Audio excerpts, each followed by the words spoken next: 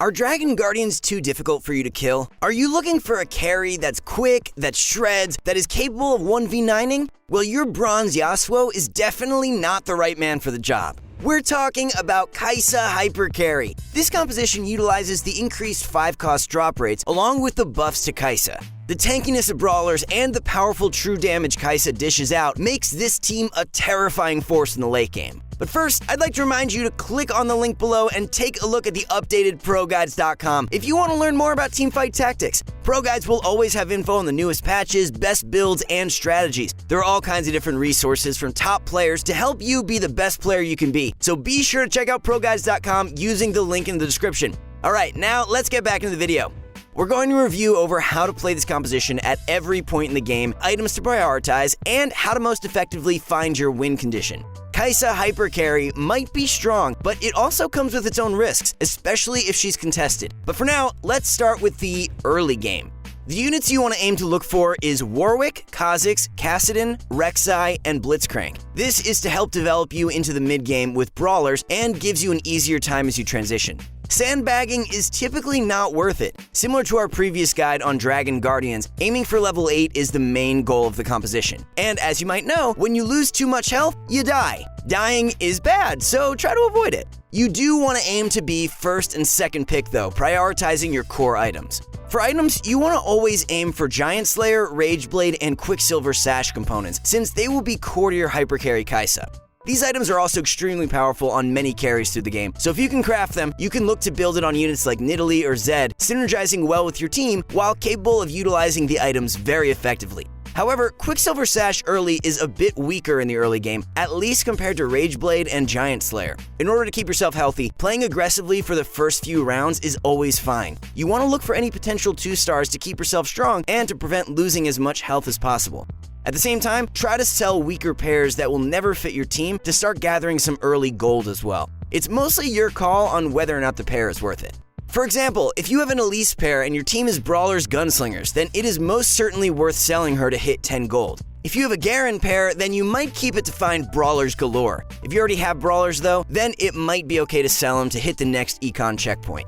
If you start to hit level 6, we start reaching around the mid-game. This is the point the composition has the most difficulty with, surviving the mid-game. At this point in the game, you want to look for Cho'Gath and Kai'Sa most importantly, being the core late-game voids. You can also look for Blitzcrank, Vi, Akali, Jinx, Aurelion Sol, Pantheon, Leona, and Karthus. Besides Jinx, these are going to be the options for your late-game composition. Ideally, Jinx can be your mid-game carry until you find Kai'Sa. She can utilize all the items perfectly and works extremely well as a carry. In the case you're taking too much damage, there are other options like Ashe who can be a great placeholder for the items. You ideally want to try to remain above 50 gold as much as you can while rolling to ensure you don't lose too much health in the mid-game.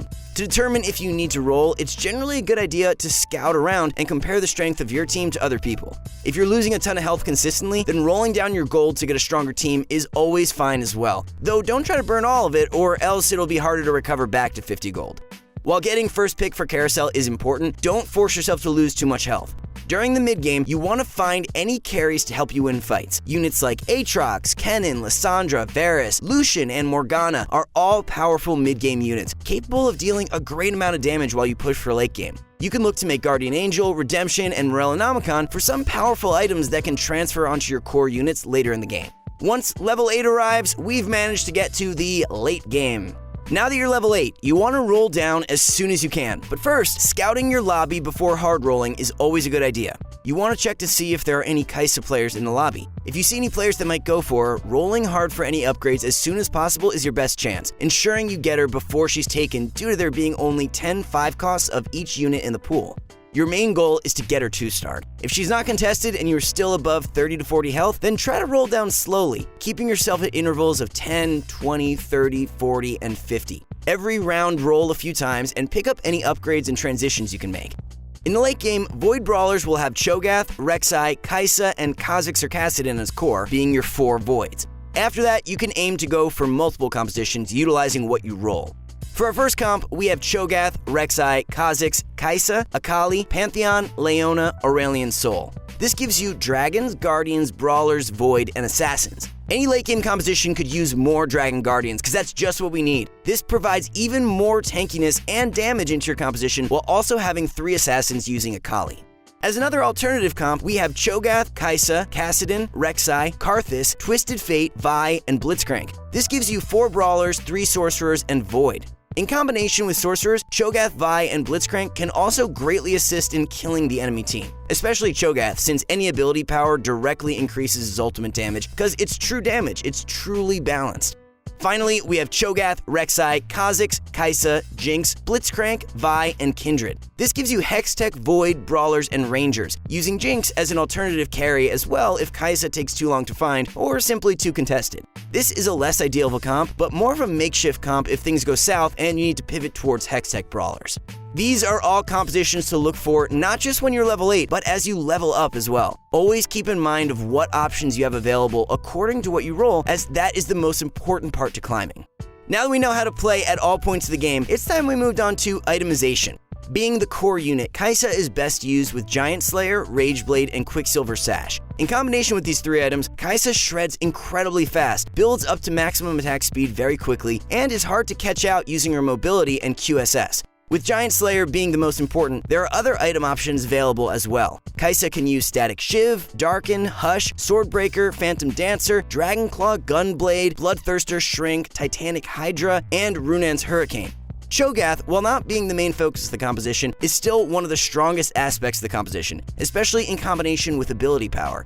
Cho'Gath can be great with tank items like Warmogs, Guardian Angel, and so on. However, as people always say, death is the best form of crowd control. Cho'Gath can use Morellonomicon, Rabadon's Yuumi, Jeweled Gauntlet, and Gunblade as well as any ability power greatly increasing his damage.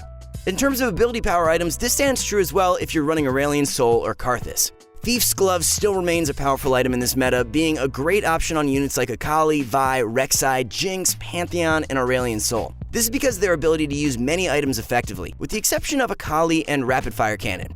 In the mid-game, if you're running Aatrox, Morgana, Kennen, or Lissandra, making a Guardian Angel is always a good idea, since it synergizes well with them. As you reach the late game, you can sell them to put onto your Cho'Gath, Pantheon, or any frontliner. Morellonomicon and Redemption are both good items to help in the mid-game. Morellonomicon greatly amplifies your damage, especially in tankier comps. Redemption does somewhat of the opposite, helping your team last longer against beefier comps or restoring any health after initial burst. Now that we've learned how to use our items, let's talk about positioning. The way you position your comp is dependent on what you're running, so we're going to focus on some core goals and how to position some of our specific comps. Ideally, you want your priority frontline like Cho'Gath, Pantheon, and Vi to be positioned to gain the most aggro to get their ultimates as fast as possible. Kai'Sa should always be positioned to try to hit priority carries like Jinx, Draven, and Aurelion Sol if possible. The faster you eliminate them, the more likely you are to win. Also, try to look out for Zephyr or any crowd control unit like Sejuani if you aren't running Quicksilver Sash, since they will be your biggest obstacle. If you're running the Dragon Guardians variant of the composition, then trying to corner to get the most effectiveness out of the Guardian synergy is useful. This makes your frontline units like Cho'Gath and carries like Kai'Sa much harder to kill. You can also try to put your bait units on the opposite corner to draw aggro to Assassins and Aurelion Sol. If you're running the Sorcerers variant, then you want to aim to protect your Sorcerers behind your Brawlers. If you're running Twisted Fate, then positioning him a bit more forward to ensure your Brawlers get the mana as well is usually a good idea. If you're running the Jinx Kindred variant, then placing them in the middle alongside Blitzcrank is usually the best place. As usual, you'd want to position Kai'Sa and Kha'Zix according to the enemy carries. The Jinx Kindred composition can also utilize bait units as well, typically going into the corners. Kai'Sa has a distinct advantage over carries like Jinx or Draven because she's an assassin, meaning she jumps to the back line of the enemy team, though this can be a weakness as well. Along with this, she constantly dashes with her ultimate, which can make it difficult for your enemies to pin her down.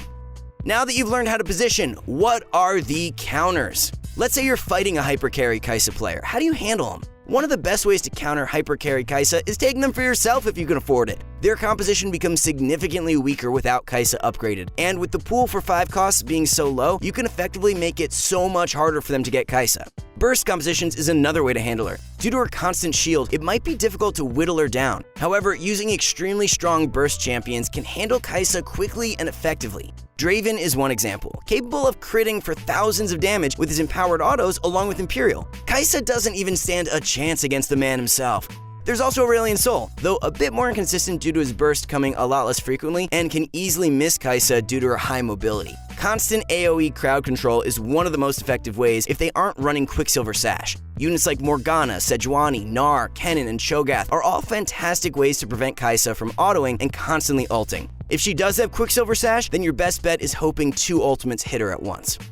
Kai'Sa is one of the strongest late-game carries in combination with the crazy attack speed buffs and massive shields from her ultimate. With the right items, she's capable of shredding any team while being extremely difficult to kill. By utilizing her buffs and 5-cost drop rates, this comp rises in power during the 5-cost meta. That way, she can be both annoyingly strong in the Rift and in TFT. Do you think Kai'Sa is a strong unit? Who do you think is the best 5-cost? Comment down below, and remember to subscribe to our YouTube channel and visit ProGuides.com to stay up to date on everything teamfight tactics. We wish you guys good luck in your next games. We'll see y'all next time.